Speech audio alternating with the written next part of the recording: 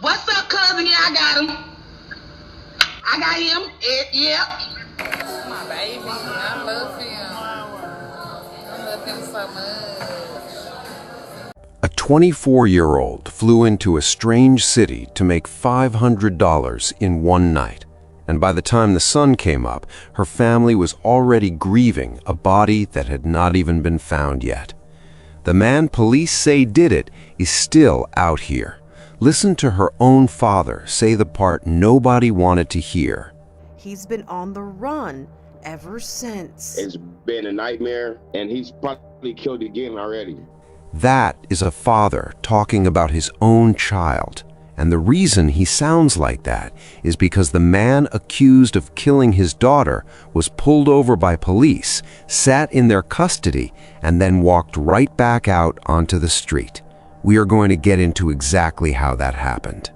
This whole video is built around 3 women in 3 different cities who all got a warning before the end, and every single one of them either said it out loud or showed it on camera, and nobody could stop what was coming. Before this story is over, you are going to hear a woman tell her own sister she felt death coming days before it arrived. Watch this.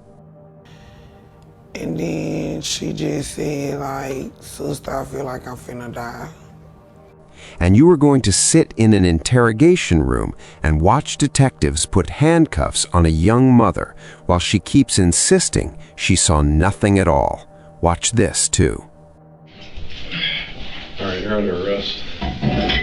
Murder in the first degree, robbery in the first degree, unlawful possession of a firearm. So here's the question we keep circling back to. When a person feels the danger, when the people around them feel the danger, why does it still end the same way every time? Hold that thought, because we are coming back to it. But before we get into Chukwu Buddha Nwobodo's story, the one in this title, let us start with this story first, because it happened almost the exact same way, with almost the exact same setup, in a hotel room 1,000 miles away.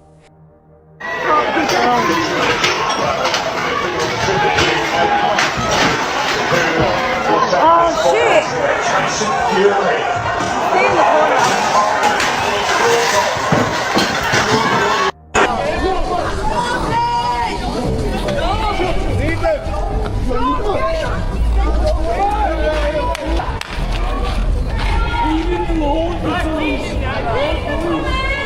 His name was Hector Gonzalez Jimenez, and he was 27 years old from Eagle Creek, Oregon, a small country town east of Portland tucked into the hills. He was not a wild man or a party guy in over his head. The people who knew him talked about him the way you talk about the friend everybody trusts, describing him as warm, friendly, compassionate, a loyal friend and relative you could count on. He was born in 1997, a beloved son and brother, and by every account, he was just an ordinary young man who worked, loved his people, and stayed close to home. Eagle Creek is the kind of place where people know each other, a quiet rural corner of Clackamas County with a population in the low thousands, and nothing about Hector's life pointed toward a violent death in a hotel far from home. He was the guy his friends leaned on, the relative who showed up when you needed him. And one community memorial put it simply, saying that the shock of losing Hector at such a young age makes the loss all the greater. His family has mostly stayed private through all of this, choosing to grieve out of the spotlight, which is part of why so few people outside of Oregon and Tacoma ever learned his name. In August of 2024, Hector and a couple of his friends did what a lot of young men do on a free weekend. They got in a car and drove north out of Oregon, crossed into Washington, and rolled into Tacoma looking for nothing but a good time. On the night of 24th going into the 25th, the group went to a strip club called Dream Girls at Fox's out on Pacific Avenue in Parkland, which is a suburb right on the edge of Tacoma. That is where Hector met her. She was dancing under the stage name Armani, and behind that stage name was a 26-year-old woman named Ashley Danielle Arrieta, an exotic dancer living in the Tacoma and Federal Way area and a mother of 2 young daughters. Hector talked to her, they hit it off, and the two of them worked out an arrangement that a lot of grown people quietly make. He agreed to pay her for a private encounter later that night, and the number they landed on was $1,500 for sex, which he sent straight to her through Zelle. His friends noticed him talking to the dancer, and they knew he was planning to meet up with her afterward. The whole thing moved fast, because from the club meeting to the hotel, the entire sequence spanned only about an hour. His friends later told detectives they watched him talking to the dancer and knew he planned to meet her afterward, and Hector even messaged them that he was waiting on the girl he met to arrive. To Hector, this was a simple transaction between 2 adults, nothing more, and on the surface, that's exactly what it looked like. A consensual arrangement between 2 grown people with a price attached and no red flags in sight. But there was a whole other person in this equation that Hector never saw, and that's where the trap was already set. Ashley had a boyfriend named Jamari Kayele Webb, who was 24 years old at the time and who carried a first-degree robbery conviction from 2018, which legally barred him from ever touching a gun again. Sorry, ahorita no me tengo que reír, pero las pastillas yo sé que te dan como efectos. Aparte, ¿sabes qué sentía, mija?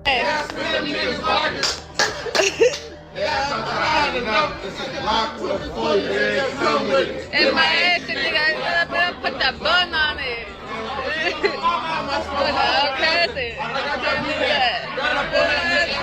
Okay, blow back. I better know that. Prosecutors would later say the 2 of them had planned this out together, and the 2 of them were not new to preparing for it, because the day before the killing, on August 24th, a Safeway surveillance camera caught the couple walking in hand and buying a $28 bottle of tequila. That bottle was going to matter later, because Ashley carried it right into the hotel. Now watch a small piece of how ordinary this looked from Hector's side, in the words the dancer herself used when detectives finally sat her down. He said he was gonna pay me or something, I think. And he just kept saying I'm really pretty, but other than that, I can't remember. Hector checked himself into a room on the 5th floor of the Holiday Inn on the 2100 block of South C Street in Tacoma. And from there, the hotel's own cameras tell almost the entire story with no narration needed at all. At around 3:20 in the morning on August 25th, Hector arrived and was seen on his phone, waiting the way anybody waits for a date they arranged online. About 15 or 16 minutes later, Ashley walked into the lobby carrying that white grocery bag with the tequila inside, and she went straight up to his room. A few minutes after that, Jamari came in behind her, wearing a distinctive pair of white slip-on shoes, and he headed for the same room. Here's the part that turns a paid date into a death, and the couple built the whole thing around a single, silent signal. According to prosecutors, as soon as the $1,500 cleared into her account, Ashley texted a heart emoji to Jamari's phone, and that little heart was the entire go code. It meant the money was in, the man was distracted, and it was time to move. Months later, in that same interrogation room, a detective walked her right up to it, and she admitted what the heart really meant. I sent a heart. You sent the heart, and that's the symbol that says, hey, money's in the bank type of thing, or, yeah.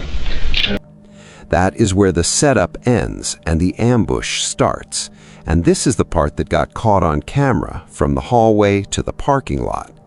Ashley slipped out of the room at around 3:45 in the morning, and Jamari came out 1 minute behind her, covering his face and now missing one of those white slip-on shoes.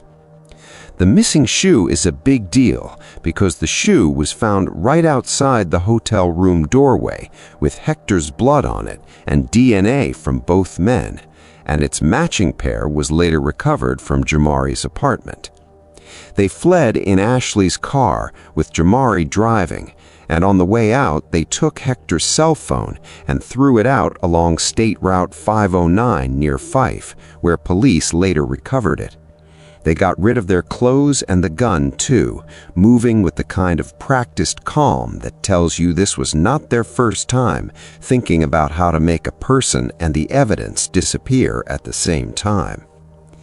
Hector's body was not found right away, and the way it was finally discovered is its own kind of sad. The next morning, when he never checked out, hotel staff went up to the room, found him on the floor in a pool of blood, and at first they thought it might have been something he did to himself. The person who called it in was a housekeeping supervisor, and you can hear how she reported it before anyone understood what really happened. Hi, I'm the housekeeping supervisor here at the Holiday Inn Express, and we have a side in one of our units. You have a side in one of your units. So the person is deceased? Yes. Or side attempt? Deceased. I just saw the body. Just deceased. Once police actually walked in and looked, that first read fell apart fast because Hector was shot and the room told the story of a struggle. Investigators started pulling on threads, and every thread led back to the same two people. There was the hotel video, the Zelle payment and the heart emoji text, the strip club receipt found near his body, the bloody shoe with two men's DNA on it, and the Safeway footage tying the couple together the night before. On top of all that, a Federal Way detective recognized Ashley from a police bulletin, and the whole thing came together. Now here's the detail that turned a lot of stomachs at sentencing, because it's not about the killing itself, it's about what the couple did right after. In the hours and days that followed, while Hector's body was still lying undiscovered in that room, prosecutors say the two of them were not panicking or hiding in shame. They were planning a future. According to the prosecution's own memo, they planned their wedding, discussed whether to honeymoon in Cancun or Hawaii, and talked about moving south where they could still buy a house for $15,000 to $20,000, as if taking a life was just a small speed bump they had to get past. Read that back and let it sit. Police arrested them on September 17, 2024, after following the couple to a park in King County. And then came the interrogation, which is where you really see Ashley's whole strategy. For hours, she leaned on one word, and that word was amnesia. She remembered the club, she remembered the car, she remembered feeling sick, but every single time the detective got close to the room, the memory conveniently went blank. At one point, the detective calls it out to her face. Detective Ritchie's really throwing you a lifeline here of how nice he's being with your convenient amnesia of you remember some stuff, but you don't remember some other stuff. She kept it up almost to the very end, insisting she walked out before anything happened and never saw a thing, even as the detective told her flat out a man was dead. Listen to how she holds the line even after he says it plainly. Okay, well, he ended up dead, and that's what we need to know. So, how'd that start? Where did He's dead. Yeah. So you can say you had nothing to do with it, you didn't know anything, and you just walked out and you're lying. I don't have nothing to do with that. It didn't work, and the case against her only got stronger. At their arraignment a couple of days later, both defendants entered not guilty pleas, and bail was set at $1 million each, with Hector's family driving up from Oregon to be there in the courtroom. The physical evidence recovered from Jamari's apartment sealed it, because that's where police found the matching white slip-on shoe, the twin of the bloody one left outside the hotel room door. When you put the shoe, the DNA, the Zelle trail, the heart emoji signal, the hotel video, and the Safeway footage side by side, there was almost nothing left to argue about. Both of them were charged, and in the end, a jury convicted them both of first-degree murder and first-degree burglary with firearm enhancements. At sentencing before Pierce County Superior Court Judge Stanley Rumbaugh, the judge refused to merge the counts, which meant longer time for both. Jamari Webb was sentenced to 36 years and 8 months, and Ashley Arrieta was sentenced to 31 years and 9 months. Her lawyer argued she had no idea Jamari was armed and truly regretted what happened, and Jamari's lawyer pushed a self-defense angle, but the wedding talk and the honeymoon planning buried both of those arguments in the eyes of the court. If this pattern feels familiar to you, that's because it's old, and it keeps working on people because it plays on the one thing nobody wants to admit they're doing. Back on August 8th of 2002, a millionaire businessman named Rick Chance was lured to a hotel room in Tempe, Arizona by a stripper and escort named Brandy Hungerford. Her boyfriend, Robert Lemke, was waiting to rob him. Chance was carrying about $1 million in jewelry that night. She arranged to meet him and got him to a Best Western room for privacy. Then she stepped out to go get ice and never came back. And Lemke came in masked and armed and shot him dead during the robbery. A witness later reported hearing a woman's voice saying not to hurt him, that he wasn't going to say anything right before the shots. And here's the detail that makes the parallel almost eerie, because after the killing, the couple fled all the way to Tacoma, Washington, the same city where Hector would be murdered more than 20 decades later, trying to sell off the stolen jewelry. That case ran on the exact same rails as Tacoma, right down to the female accomplice cooperating for a lighter deal, while the shooter took the heavier one. Hungerford eventually got 14 years, and Lemke got life with a shot at parole after 25. Same play, 22 years apart, same ending.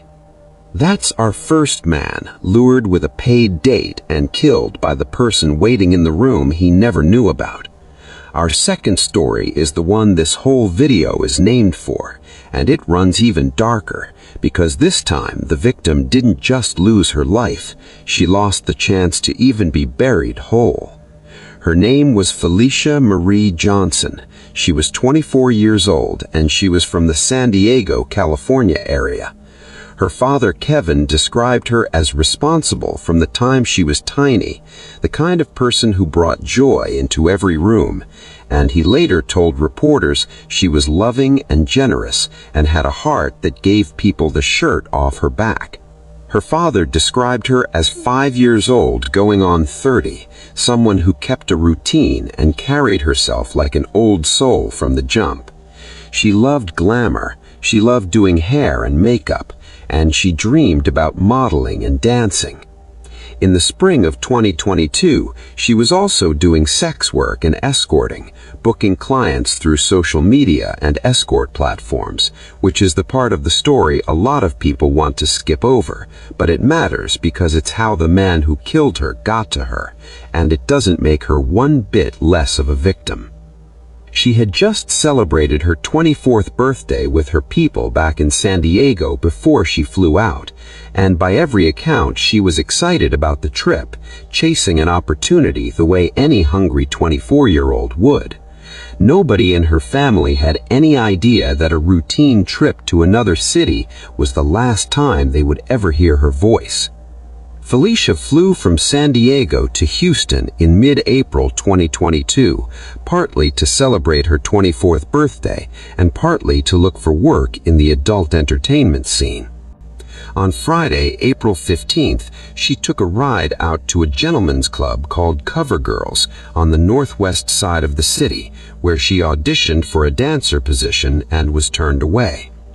She was staying at the Intercontinental Houston Hotel over in the medical center area on Main Street, and right around that time her photo was up on escort sites, including one called Skip the Game. Her family in California last heard from her on April 15th. After that, the trail goes cold to everybody except one man. That man was Chukwuebuka Nwuobodo, who was 28 years old, a Houston resident of Nigerian heritage living at an address on South Richmond Avenue on the west side of the city. He and Felicia had no history together and had never met in person. They connected the way strangers connect in that world, through her online ads and then directly over Snapchat. And in those messages, the two of them agreed that he would pay her $500 to meet up. Wait, that link belongs to the other case. Let me stay precise here, because in Felicia's case, the Snapchat agreement was for $500 for a paid encounter. And to back that up, Nwuobodo withdrew exactly $500 from his Wells Fargo account on April 16th. $500. That was the price of the night. And that number is the whole reason this case is named the way it is. In the early morning hours of Saturday, April 16th, at around 3 in the morning, Nwuobodo requested an Uber for Felicia from her hotel. This is the detail that shows how planned it all was, because he did not just wait for her, he arranged the ride himself, and the records prove it. Hotel surveillance showed Felicia leaving around 3 in the morning and getting into the Uber, and subpoenaed Uber records confirmed Nwuobodo was the one who requested it, tied to his phone and email. The ride took her to an apartment complex on Wind Chase Boulevard, which was his old address, and Nwuobodo drove over from his current place to meet the Uber, arriving just minutes before she did. From there, he took her the short distance, less than 2 miles, to his apartment on South Richmond Avenue. Every leg of that trip is nailed down by hard records: the hotel camera, the Uber subpoena tied to his own phone and email, and surveillance at the Wind Chase complex that showed a woman matching Felicia's description getting out of the Uber and walking toward the area where he was waiting. And the money lines up perfectly with the plan, because the $500 he withdrew that same morning is the exact number they had agreed on over Snapchat, which tells you he was not improvising, he was executing something. That apartment is where investigators believe she was killed, and it is where the search for a missing woman quietly turned into a homicide. There is no body cam of the moment, no confession, just the evidence he left behind and the choices he made in the hours right after. And those choices are what earned this case its place in the title. That same morning, Nwuobodo went and got medical treatment for cuts on his hand, claiming he had hurt himself opening boxes. Then he went shopping. You need to hear what a Houston reporter laid out about what came next, because the shopping list and the internet history together are the coldest part of this entire story. Watch this. His arrest warrant said they met on an escort website before she disappeared on April 16th of last year. The warrant says they found DNA strongly matching Felicia's at Nwuobodo's home, and a gun and a knife and a shovel in his car. Investigators say they also found searches related to how to be a serial killer and most forwarded places in Houston. Let us break down that shopping trip, because it is exactly what it sounds like. On April 16th and into April 17th, Nwuobodo made purchases at Walmart and Home Depot that included a saw, gloves, trash bags, a flashlight, and towels. And Walmart surveillance caught him doing it with a bandaged hand. One detailed account of the case describes an 18-inch pruning saw bought from Home Depot.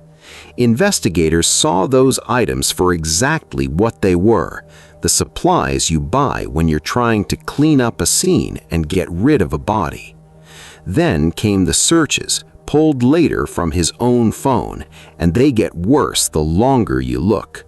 Starting on April 20th, Nuobodo searched things like, can bleach destroy DNA, and what does vinegar do to blood?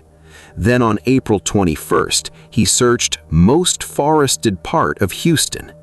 In the days after that, he searched how to delete his history completely, the cheapest places in the world to live on $1,000 a month, how to plan a murder without getting caught, and how to get away with murder. One of the lead investigators summed the whole digital trail up in the charging documents, saying that Nuobodo made multiple online searches after April 16th about cleaning DNA evidence, deleting digital information, missing persons investigations, and how to get away with murder. Some summaries of the case even list a search for how to be a serial killer. The searches didn't even stop there. By May 3rd, he was looking up how missing persons cases are handled and whether police can pull text messages from a dead person's phone, which reads less like a man in panic and more like a man studying for a test he thought he could pass. And there's one more piece of his history that helped police connect the dots, because back in November of 2020, Nuobodo had been investigated for sexual assault, a case that was dropped after the woman declined to press charges. And it was that address from the old report that helped investigators identify and locate him in Felicia's case. While he was doing all that, Felicia's family was falling apart trying to find her, and it was actually the family that cracked the first piece of the case open. Her father, Kevin, flew out from California within about 12 hours of learning she was missing, and the family hired a private investigator who was the one who tracked down her bloodied phone.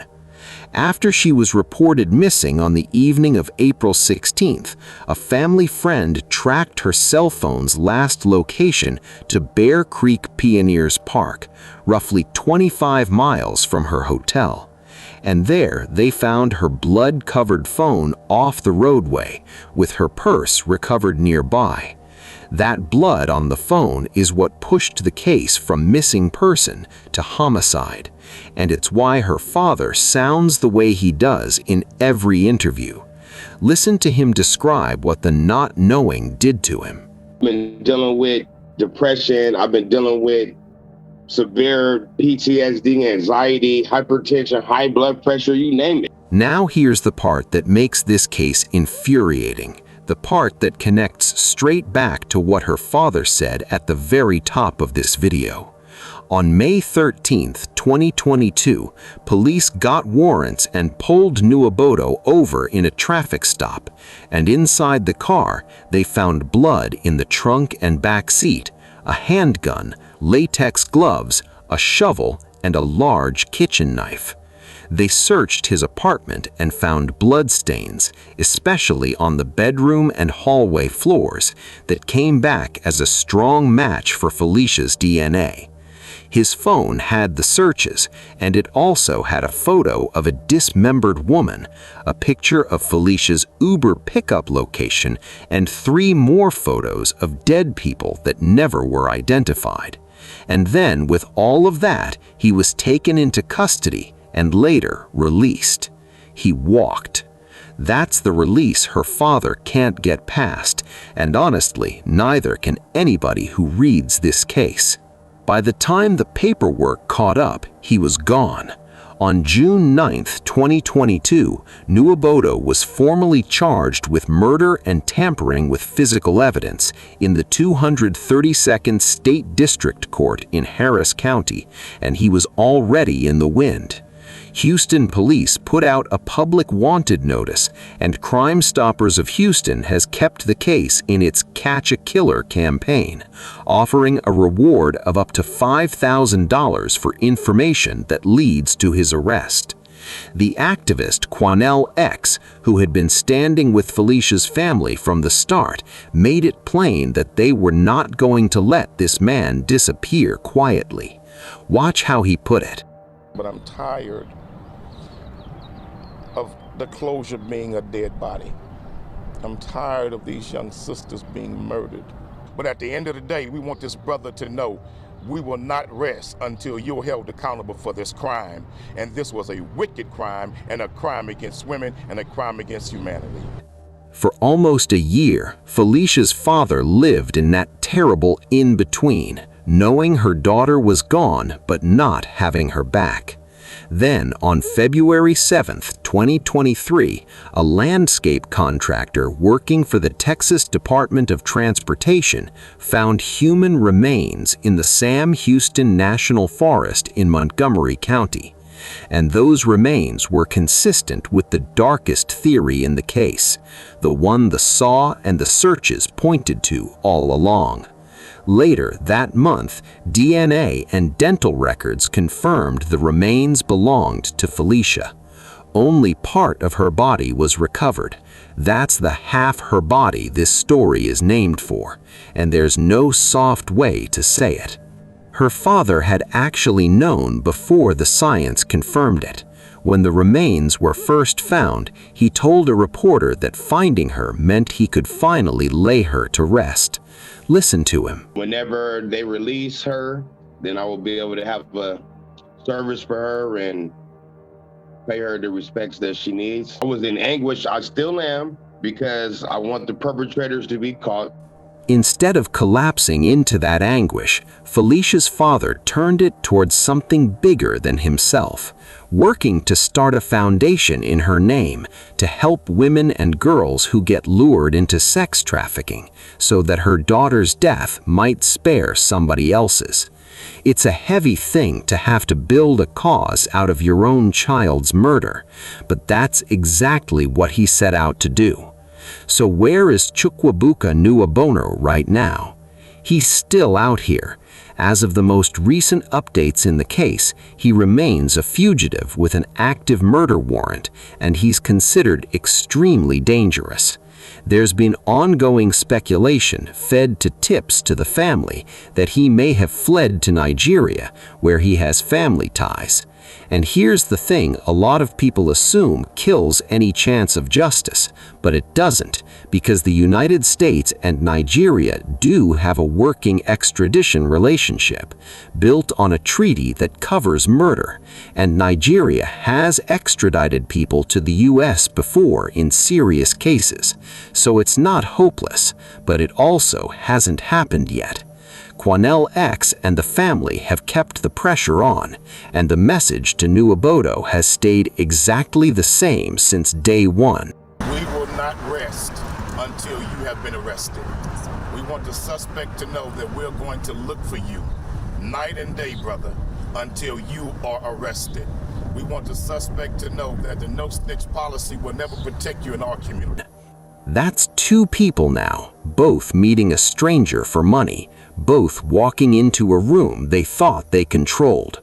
Our third story is different from the first two in one big way, because the danger here was not a stranger at all.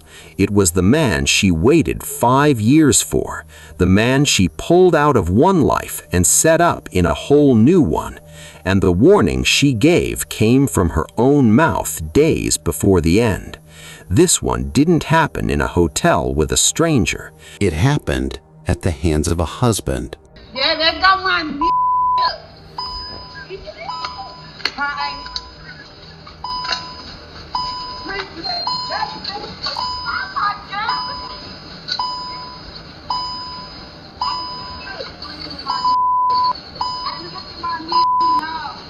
This what they been waiting on, ain't it? Ouch! Ain't nothing so heavy, my ain't crying everything. This my ain't just made him no crime. Baby, you got my ID. That's Hey, Me too. Yes, thank you so much. Thank you. Oh, I'm finna fly back home. Not right here? Cause my finna eat steaks and shit. You gonna have to pull up today. It's a bunch of drunk shit going on in class. I'm finna take them to see his mama first stop when I get to Dallas. Her name was Deshae Stevenson, a 35-year-old entrepreneur and mother from Dallas, Texas, and she had built her whole life with her own two hands. She was born on November 16, 1988. She raised her teenage daughter, and she was the primary caregiver for her mother, who had been left partially paralyzed after a stroke. On top of all that, she ran her own business. In 2021, she opened Shea Mun 3 Purses and More, a boutique on Malcolm X Boulevard in Dallas, and she also worked as a tax preparer. Her family called her the life of the party, the one whose energy filled a room the second she walked in. She had come up the hard way and built something real, going from various jobs into running her own store, and she poured that same energy into her daughter, who was her whole heart. By her family's account, she was planning to open a new shop she had just invested in, a business she never got to see through. This was a woman who took care of everybody: her mother, her daughter, her community, and the man she married. The man in her life was Michael Smith, and she met him before he went to prison in 2016 on a drug case that kept him locked up for about 5 years. 13 embarrassing questions. Who overthinks everything? Who showers less? Who is always eating? Who has a nicer butt? Who is more possessive? Who drools more? Who is the better driver? Who curses more? Who always sleeps in? Who is always on their phone? Who has the worst singing voice? Who takes the most selfies? Who is the lawbreaker? Deshae did not leave him while he was inside. She held him down the entire stretch, visiting, sending letters, sending money, and when he came home in 2021, she did not just welcome him, she poured everything she had into him. Yeah, that got my Hi. Girl, I need you start you been fucking me now. Yeah, my TV. Big red my TV. I think my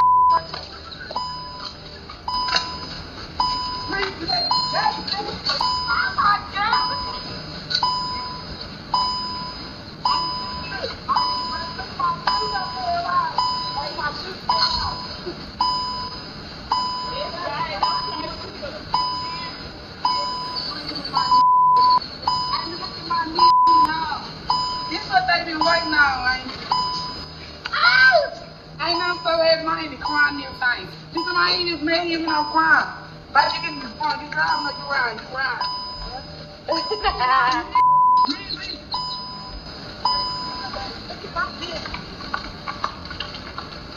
I know what you did. Came out. You got a long way to go to play, right? We're making mine. You say hi. Hey. We got 8 hours. I can't even. Baby, you got my ID. That's. Hey. Me too. Yes, thank you so much. Thank you. I can't hear you. I will. Okay. What she say, Mike? She said have a good trip. We gonna try to have a good trip. It's a long way back. What's up, cousin? Yeah, I got him. I got him. Yeah. Yes. Oh, I'm finna fly back home. Not right here? Cause my finna eat steaks and shit. You gonna have to pull up today. It's a whole bunch of drunk shit going on in the house. I'm finna take them to see his mama first stop when I get to Dallas. Huh? You girl on like a drunk. Right. Huh, cousin? She just thought that she never got something hot. Yeah. You know nigga finna be in that bag and he ain't in nothing else. Cause he ain't worrying about nothing. He learned his lesson. He good now. Yes.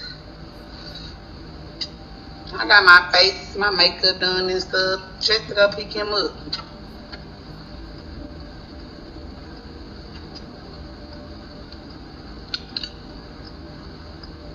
Let me get off. I figured out live because I don't know if he fantasized about my beauty with my makeup or he just want me to get out live, y'all. But I'm figuring to get up out live. Yeah, I had to go live.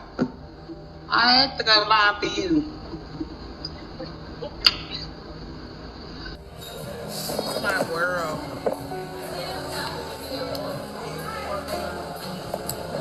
Just make sure you pussy ass take us, y'all. I gotta take us together. With my baby. I love him. I love him so much.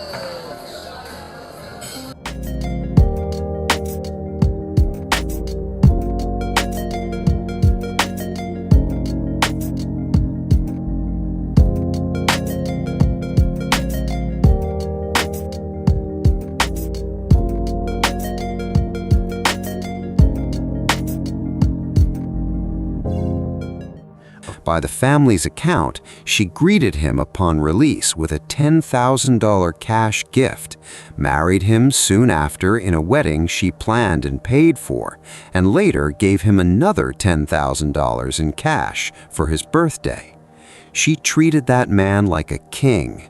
The generosity did not stop at cash either, because by the family's telling, she funded a vacation to Jamaica, paid for his dental work, and hid that second $10,000 birthday gift inside a Bible that opened up like a lockbox, tucking a diamond ring in there alongside it.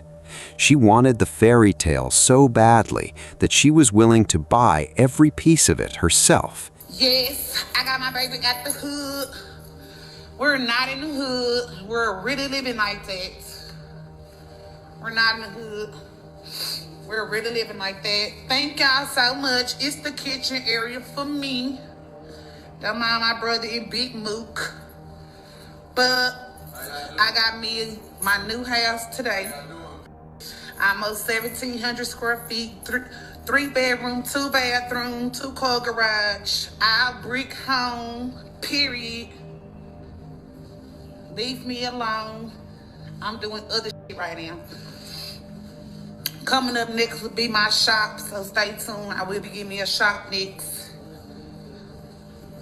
Yes, Brittany Cooks, I got to let y'all know when the barbecue, because y'all know I love to cook and I love family gatherings. So it's lit. It's lit. Me and my room right here. My little girl room will be over there, and it's another room. No, that's going to make up that to be knit room. Yes, jacuzzi tub for me and my nigga. Period. His and her sink. Period. Y'all just don't know how happy I am right now. Like, oh my God. Like, y'all, this shit can't be real. Like, open that up, Big Mook. Cause you know we lighting the fireplace. Yes.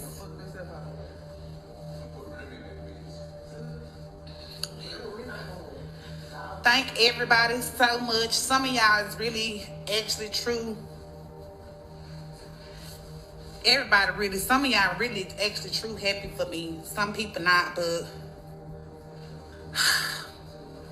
I'm so excited. Y'all just don't know, right, brother? We finna load up groceries in here. Talk. Let me let the garage down. Y'all see that Challenger parked out there, you know, in my driveway. 2-car garage. Leave me alone. Yes. You already know, sis. Room on deck. Stop playing. Stop playing, on deck, sis. I'm really living like that. And for a while, she posted about him online like he was the best thing that ever happened to her. But that generosity is exactly where this story starts to curdle, because from everything the family says, the more she gave, the more he resented her. She was the provider, she ran the business, she carried the household, and Michael did not have steady work after prison, which the family and reports connect to his growing jealousy over her success and independence. In front of people, he came off as sweet and quiet. Behind closed doors, the family described something very different. A controlling man whose paranoia got worse as he went back to using PCP after his release. Her sister and cousin later said there were a lot of red flags, and Deshay kept most of the worst of it to herself. And this is where the story gets heavy in a way that is hard to shake, because Deshay seemed to feel what was coming. Just days before her death, on a birthday call to her sister, she said something her family will never forget. Watch her sister tell it. He was laughing, joking. And then she just said, like, sister, I feel like I'm finna die. Her sister brushed it off at first, the way anybody would when someone they love says something scary in the middle of a normal conversation. But looking back, the family reads it as a woman who could feel the ground shifting under her. In the same stretch of days, she reported that Michael was tripping out, trying to strand her and accusing her of setting him up. She had wanted the perfect marriage so badly that she kept trying to fix it, kept letting him make her feel better after every bad patch. Her family's message now, after losing her, is blunt, and it is meant for anybody watching who's in the same spot. Listen. Get away. Love is not that deep. Love is not that serious. Especially if you have kids, just get away, get out of the situation. I don't wish this on nobody. Nobody. Even the situation my auntie went through, I don't wish that on nobody, getting none of their body taken away from them, nothing. I just get away. The end came in late October of 2023, and the way it unfolded is a nightmare told from two sides of the same family, her sister and her brother, both of them searching through the night for a woman who was already gone. It started when her daughter couldn't reach her, which never happened because Deshay did not leave her daughter or her paralyzed mother hanging. Her brother, who goes by Roper, got the call around midnight, and he went straight to the one man who would know where she was. Roper drove to Michael's spot, beat on the door while the lights inside flicked off, and when Michael finally came out, he came out with a gun strapped to him and no answers at all. Watch Roper describe that moment, because it's chilling once you know what he didn't know yet. So I see him get up off a little couch that's laying like in the little kitchen area. He get up with guns strapped to his, around him. So I'm like, hey, you know, I ain't talking to my sister. You ain't talk to her? Like, what's she at? He just dropped his head instantly. He like, man, I don't know, Roper, man, I don't know. Like, I don't know. I said, bro, I ain't talking to my sister. You ain't talk to her, like, where's she at? Like, can't nobody find she when they gonna pick up my daughter? And my mama is at home by herself, at her house. I don't know, Roper, like, I think I should go find her. The whole family fanned out looking for her, and one of the people searching was a cousin studying criminal justice who started reading the scene like the cases she was learning about in school. They found her car, a white Dodge Challenger, ditched at the Pleasant Village apartments where Michael's father lived, with a large handprint on the driver's window. Her teas were sitting in the passenger seat, which her brother knew was wrong. They kept searching for hours, calling her phone, checking everywhere, while Michael paced back and forth with that gun and told them he didn't know a thing. The most gutting part is what Roper realized only later, that while he was standing on that man's doorstep in the middle of the night, his sister's body had already been moved. When I pulled up on you at like 12:30, 12:45-ish, like midnight, you had took her body to the cemetery like 11 something p.m. Like right before I got back to your spot. When I got to your spot, I'm right here. This is her brother, who you always say go get. On the morning of October 25, 2023, Dallas police responded to a shooting call and found Deshay on the roadside in the 1600 block of Murdoch Road near Lincoln Memorial Cemetery, shot in the chest at close range. She died on the scene. Police allege the shooting happened inside Michael's vehicle during an argument, and evidence in the car included blood, a bullet casing, and one of her sandals. The family had begged police for help the night before, and by their account, officers came, knocked, shined flashlights, and told them there was nothing they could do. By the time the sun came up, it was too late to be anything but grief. The grief in this family is layered in a way that is almost hard to believe, because it wasn't their first time. Their mother had lost her legs years earlier to a domestic violence situation of her own, and now they were burying Deshay to the same monster. And the timing twisted the knife even deeper, because Roper's own daughter was born within hours of them finding Deshay's body, one life arriving as another was torn away. Roper had to walk out of a cemetery where his sister lay under a sheet and go straight to a hospital to watch his child come into the world, holding both the worst and the most beautiful moments inside the same morning. Later, he said the baby came out looking like his sister, same weight, same attitude, same zodiac sign, which is the kind of thing that keeps a grieving man up at night in the best way and the worst way at once. Listen to Deshay's sister ask the only question that matters to this family, the one Michael has never answered. You could have did anything else. So why did you take her from my niece? Like, I don't understand.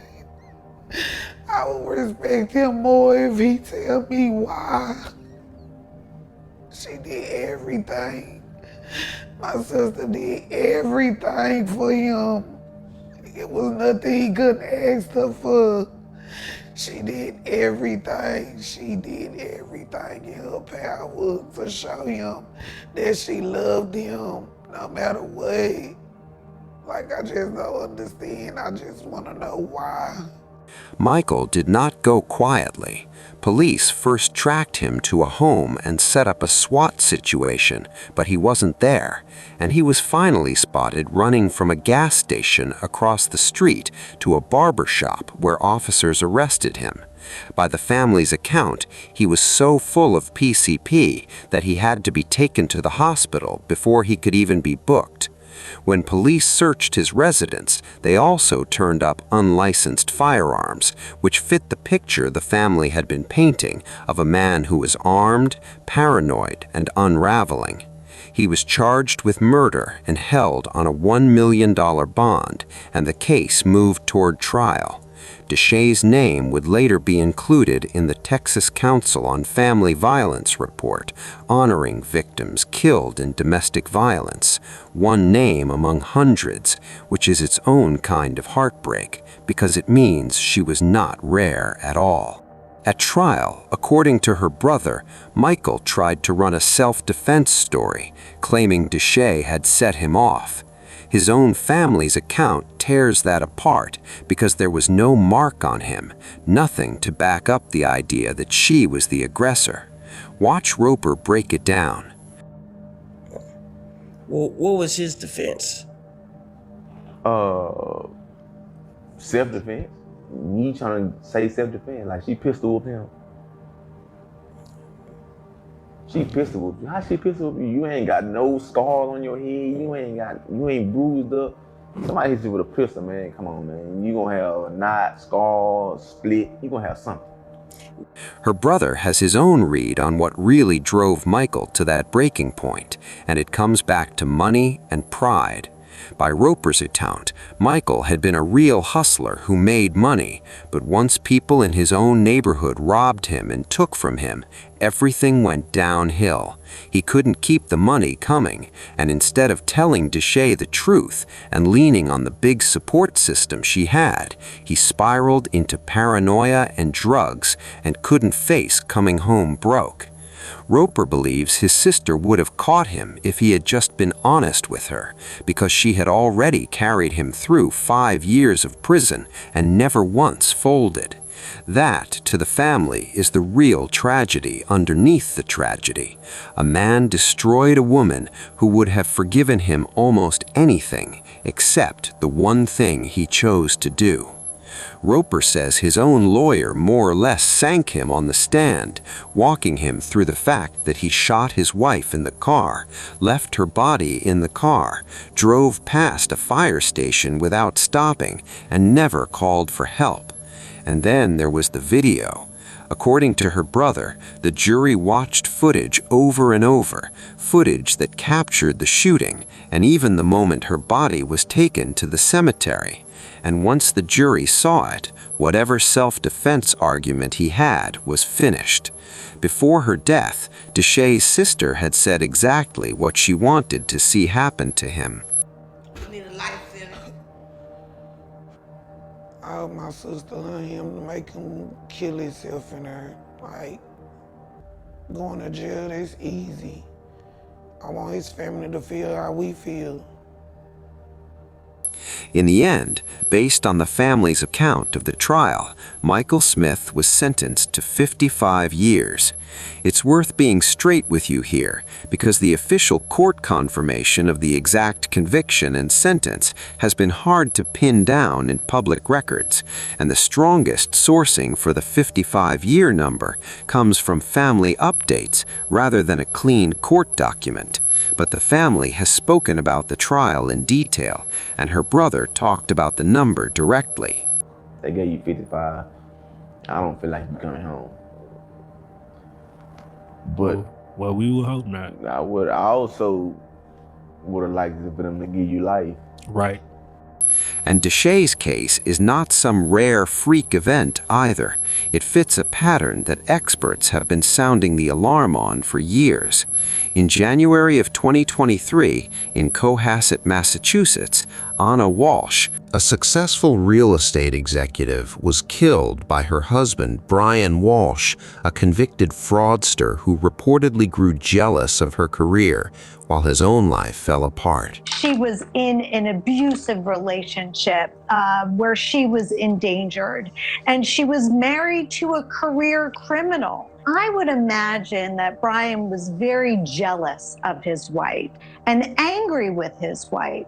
Here's someone who he might have wanted to be the perfect wife, and he presented himself as this uber successful businessman. Different city, different money, different details, but the same engine underneath. A woman who was thriving and a man who could not stand that she was the one holding everything up. Experts who study these killings say that pattern shows up over and over, where a partner's independence gets read as a threat instead of a blessing, and where financial dependence quietly builds the resentment until it boils over. That is the pattern Deshay's family is now trying to warn other people about, that when a partner starts to resent your success instead of celebrating it, that resentment can turn deadly, and the closer you are to that person, the harder it is to see it coming. So let us close the loop we opened at the very top. Felicia Johnson met a stranger for $500 and never made it home, and the man accused of dismembering her is still free somewhere. Hector Gonzalez Jimenez paid $1,500 for a night and was shot the second his money cleared by a man his date was quietly signaling with a heart emoji. Deshay gave a man 5 years of loyalty and $20,000 in gifts and a whole new life, and he took hers on the side of a road near a cemetery. 3 people, 3 cities, 3 completely different setups, and yet the same terrible truth runs through all of them. Every single one of them showed a sign before the end. Felicia's whole situation was built on a stranger with a hidden history. Hector's friends watched him leave with a woman and never come back. Deshay said the words out loud to her own sister and told the world to get away while there was still time. The warning was there every time, and the danger came anyway, because the hardest thing to protect yourself from is the person or the situation you have already decided to trust. There's one more thread worth pulling before we land this, because 2 of these 3 cases ran on paid encounters arranged online, and that world runs on the idea that a screen name and a price is enough to make a stranger safe. It is not. Felicia agreed to $500 and Hector agreed to $1,500, and in both cases, the person on the other end of the app was not who they thought or was not alone. Nobody is saying grown people cannot make their own choices. What we are saying is that the anonymity that makes it feel safe is the exact same thing that makes it dangerous, because you have no idea who is actually going to be standing behind that hotel room door. Rest in peace to all 3 of them. If you're watching this and any of it sounds like your life right now, or like the life of somebody you love, do not keep it to yourself the way these 3 felt they had to.